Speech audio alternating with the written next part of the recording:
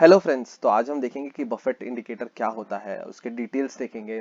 वो इंडिकेटर का सिग्निफिकेंस क्या होता है, उसके लिमिटेशंस क्या होते हैं, और Q2 जीडीपी डेटा आने के बाद हम अभी कहाँ स्टैंड करते हैं वो बफेट इंडिकेटर पे।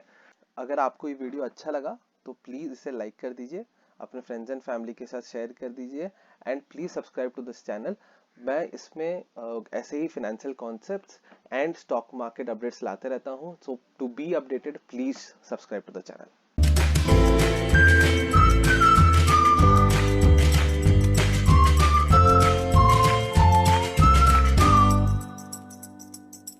तो पहले हम देखते हैं कि बफेट इंडिकेटर आखिर होता क्या है।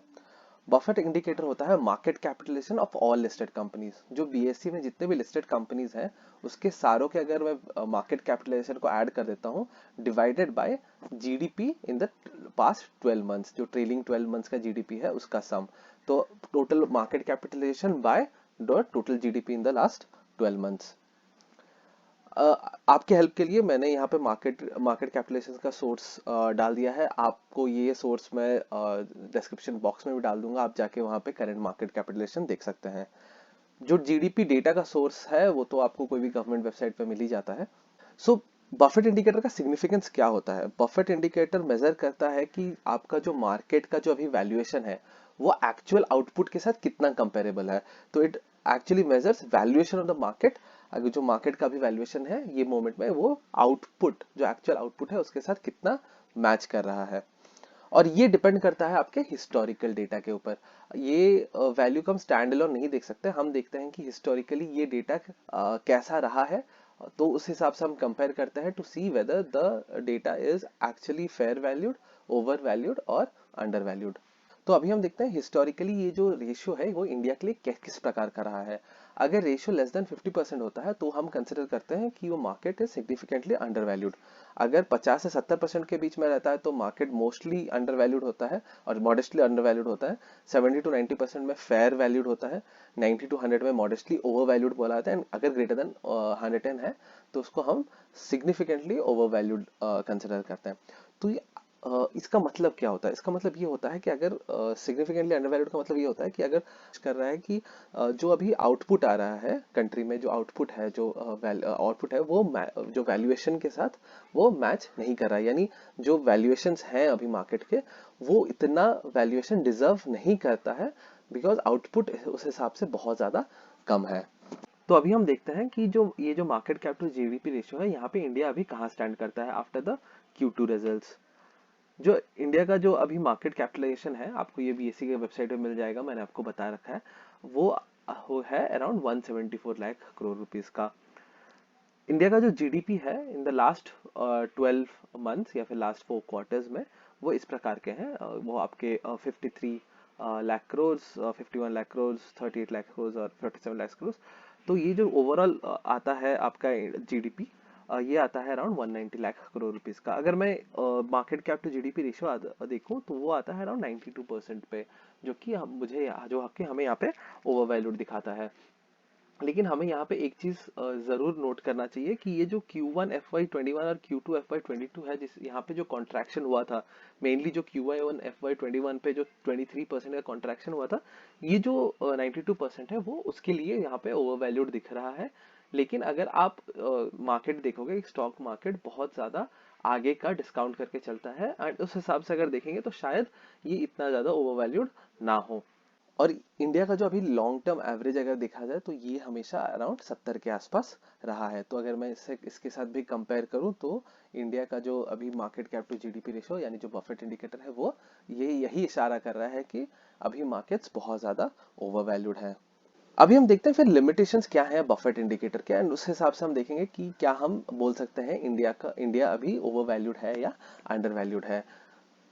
तो जो पहला लिमिटेशन है वो है कि ये जो बफेट इंडिकेटर होता है वो इंडिया ऐसे कंपनी के साथ नहीं चल सकता। यूएस में आप इसको एज एन इंडिकेटर ले सकते हो, इंडिया में ये नहीं चल सकता, बिकॉज इंडिया में जो बड़ी बड़ी कंपनीज जैसे बहुत बड़े कंपनीज है जो लिस्टेड नहीं है, जैसे एल आई सी की जो मार्केट कैपिटलाइजेशन होगी वो शायद रिलायंस से भी ज्यादा आएगी, एंड वो कैपिटलाइजेशन यहाँ पे एडेड नहीं है। दूसरा, वैसे आप गिन सकते हो अमूल, पार्ले, वैसे कंपनीज भी इंडिया में लिस्टेड नहीं है। दूसरा है कि रेशियो का जो हिस्टोरिकल डेटा है वो आईपीओ के साथ भी इम्पैक्ट होता है। तो अगर आपका बहुत ज्यादा आईपीओ आ गया सडनली, तो आप हिस्टोरिकल डेटा से फिर कंपेयर नहीं कर सकते। अगर जब भी जो जैसा हमने देखा है ये साल बहुत सारे आईपीओज आए और ऐसे 4-5 अगर बड़े आईपीओज आ जाते हैं तो फिर वो हिस्टोरिकल डेटा को और मैच नहीं करेगा। जो मैक्रो एक्टिविटीज हैं जो होते हैं, जैसे last year corporate tax reduce हुआ था जिसके कारण आपके अर्निंग्स में कॉर्पोरेट अर्निंग्स में बढ़ोतरी आई थी। तो वो जो चीजें हैं, वो जो मैक्रो एक्टिविटीज है उसको भी ये कंसिडर नहीं करता। जैसे अभी कोविड आया, जो जीडीपी है, जीडीपी डाउन जा रहा है, लेकिन मार्केट मार्केट क्या करता है, मार्केट फ्यूचर को वैल्यू करता है। तो फ्यूचर को जो वैल्यू करता है, तो उस हिसाब से अगर देखेंगे तो ये एक लिमिटेशन है, ग्लोबलाइजेशन को इन्वॉल्व नहीं करता है। मैं फॉर एग्जांपल अगर मैं लेता हूँ amazon as a company, amazon जो की लिस्टेड है यूएस में, लेकिन उसका जो वहां पे मार्केट कैपिटलाइजेशन है वो पूरा दुनिया का, उसका पूरे अर्निंग्स, पूरे रेवेन्यू को लेके मार्केट कैपिटलाइजेशन आता है, and not for only US business. तो उसका जो बहुत बड़े बड़े बिजनेस इंडिया, चाइना या दूसरे कंट्रीज में भी है, तो उस बिजनेस को वो ऐड नहीं करता है, and that is also one more big limitation. तो इसी लिमिटेशंस के कारण बहुत लोग जो बफेट इंडिकेटर को नहीं मानते हैं, एंड बहुत लोग बफेट इंडिकेटर को बहुत ज्यादा मानते भी हैं। जो दिसंबर 2007 में, जो 2008 में क्रैश आया, उससे पहले जो इंडिया का जो market cap to GDP ratio था वो अराउंड 149 के आसपास था। उसके बाद ही हमने बहुत बड़ा क्रैश देखा। उसके बाद बहुत लोगों ने market cap to GDP ratio को मानने लगे, एंड सिंस ये वॉरेन बफेट इसको बहुत ज्यादा मानते हैं, इसीलिए भी इसको बहुत बड़ा इंडिकेटर इसके हिसाब से लिया जाता है। लेकिन इसके जो लिमिटेशंस हैं वो भी काफी कंपेलिंग लगते हैं। मेरे हिसाब से इंडिया का market cap to GDP ratio को हमें कंसिडर नहीं करना चाहिए। हमें कंसिडर करना चाहिए यूएस के market cap to GDP ratio, क्योंकि वहां पे सारी बड़ी कंपनीज एटलीस्ट लिस्टेड होती हैं। अगर मैं यूएस का market cap to GDP ratio अभी का देखूं तो इट इज अराउंड 170, यानी ये बहुत ज्यादा ओवर वैल्यूड रीजन में अभी ट्रेड कर रहा है। ऑब्वियसली उनके हिस्टोरिकल डेटा के हिसाब से उनके रेशियोज भी अलग है, जो हम दूसरे एक वीडियो में जरूर डिस्कस करेंगे। आई होप आपको ये वीडियो अच्छा लगा होगा, आपको समझ में आ गया होगा कि बफेट इंडिकेटर होता क्या है। अगर आपको ये वीडियो अच्छा लगा तो प्लीज लाइक कर दीजिए, अपने फ्रेंड्स एंड फैमिली के साथ शेयर कर दीजिए, and please subscribe to my channel Investmentlist. तब तक के लिए थैंक यू। जय हिंद।